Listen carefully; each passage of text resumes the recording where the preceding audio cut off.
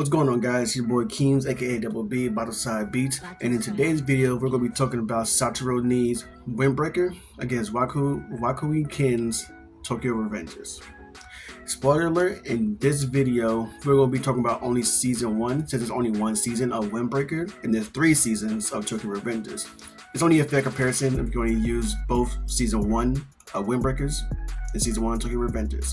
If you haven't seen any of these animes, then please feel free to leave this video. But if you want to stay for the informational content, please stay tuned. Without further ado, let's crack open our Arizona and get right into the video. Now, there've been a lot of similarities coming between the two animes, Tokyo Revengers and Windbreaker. Now let's dive into a little piece of information about this. The manga artist for Windbreaker, Satoru Nee, is actually a fan of Wakui Kin's Tokyo Revengers. So everybody speculates, oh, that's where the inspiration came from Windbreakers. Oh, that's why everything looks similar. Maybe that's why you can see the similarities between two of the animes. But are they actually similar? Here's why I think it's not similar. Yet the main character is Sakura Haruka from Windbreakers. He's a delinquent. Yes, he is. But his personality is not the same as Hanagaki's Takemichi. Now, that's go to say you don't want the same character to be like the other character from an anime that you both kind of have the same hype for, which I understand. But let's dive into a little deeper than that. Sakura's past is completely different. Sakura's past, because of his physical appearance, my man got 2 different color eye colors. He got 2 different hair colors, which is everything he was born with. It's not like he just decided to put contacts in one eye and dye one hair. No, he was born like this. So he developed this delinquent persona of his because this is what everybody put onto him. So by doing that, and by doing so, he had to basically defend for himself. Like Sophia says, all my life I had to fight.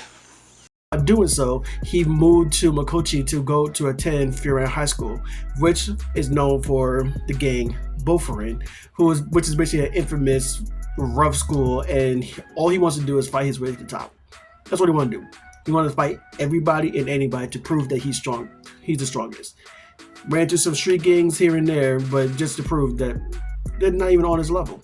Takemichi, on the other hand, completely different. Yes, he was also delinquent, but in his case, it's a tad bit different. With Takemichi, after an incident that almost led him to his death, he managed to come back to his high school self, and by doing so, he was basically reliving his delinquent days as a part of this gang called Tomon, also known as the Tokyo Manji Gang, run by the infamous Mikey. Damn you, Mikey. So by doing so, he managed to go back in the past to essentially make sure that his ex-girlfriend from the past wasn't killed. Hinata Tachibana. Hinata. So by doing so, and going through his old lifestyle, he managed to find out how she died, why she died, and basically try to change the past so that his present self can have his ex-girlfriend still around, as well as everybody from the gang. Now, that's the major difference between Windbreaker and Tokyo Revengers. But I would say the biggest one is that Wakui Kin was actually a gang member himself. He actually lived that life. So by this man living that life, he's basically giving you the in-depth detail about what it's like to be a part of the gang, whether it's like initiations, fights, rival gangs, weapons, language, everything and anything, dress code, everything that he presents is what gang culture and gang life is about. And Windbreaker, on the other hand, It's not like that. Am I going to say it's going to be like that later on down the road? Most likely. I'm pretty sure there's other gangs that's probably worse than Valhalla, probably worse than Mobius, but we don't know that for sure. All we know about is the current game that we see in the season 1, which is Shishitaro Rin. I think. Don't quote me on that. I think.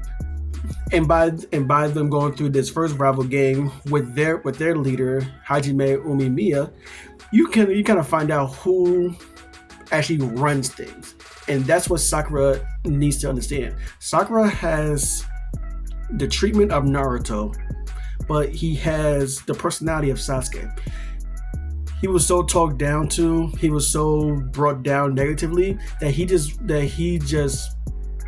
came into this dark anger, which is where the Sasuke personality comes into play. He want to take care of everything by himself. He don't need a dragon. He don't need a pawn. He don't need a Baji. Well, he kind of do have a. He don't need a Misia. He don't need nobody. It's him by himself. He wants to fight his way to the top, and whoever the leader is, that's who he wants to go against. But once he gets to Bofurin, once he gets to Furin High School, he realized that's not the case. Everybody there is literally the exact opposite, which is basically contradicting his belief in what he thought Furin High School was in the very beginning. Yes, they're still a rough school. Yes, they still have a bad reputation, but their sole purpose is to fight for the town that they live in. They strive to protect, not just to fight. Their strive and their ambition and their goals is not to be just any regular street gang.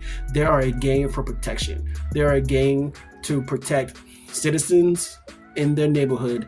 Not only that, but not only for them citizens themselves, but also for the high school, the classmates in general.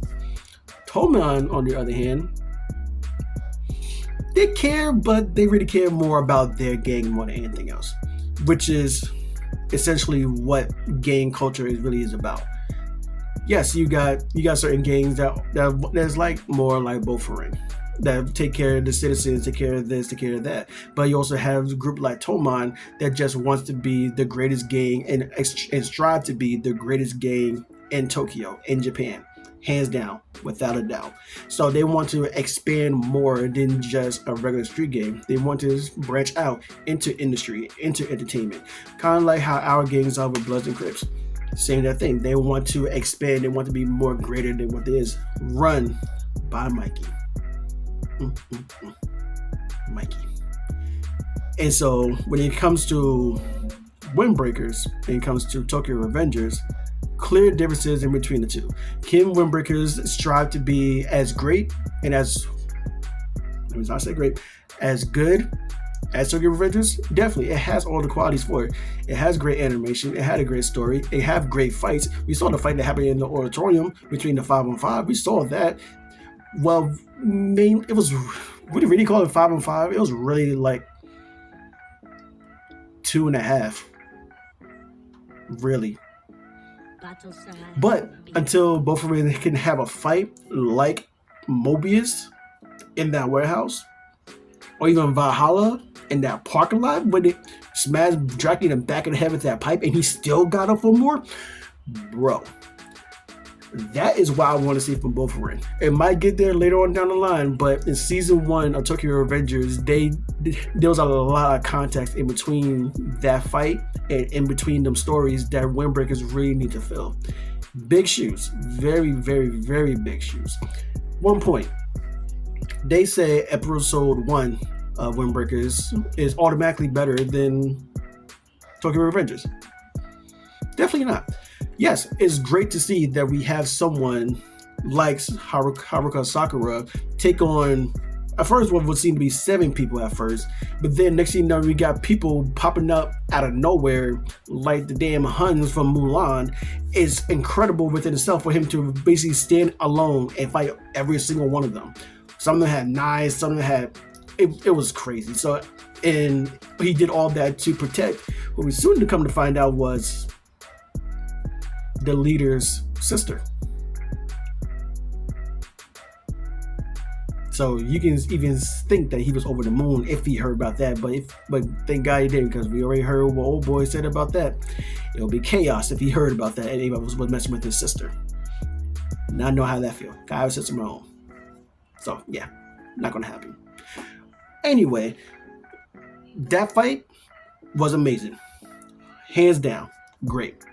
But I'm not going to just going to take one episode and automatically believe that episode is better than everything that Tokyo Revengers have given us from season 1, season 2, and season 3. But since we're talking about season 1 and all the fights that happened in there, that one fight still doesn't compare to what happened with Mobius and especially Valhalla. Doesn't compare at all. Yes, it was great to see. Yes, it was great to see one guy do all that, but Mikey done worse with just 1 foot. Mikey is literally, you heard of One Punch Man? Well, he's One Punch Kid. That's not a lot. One Kick Man.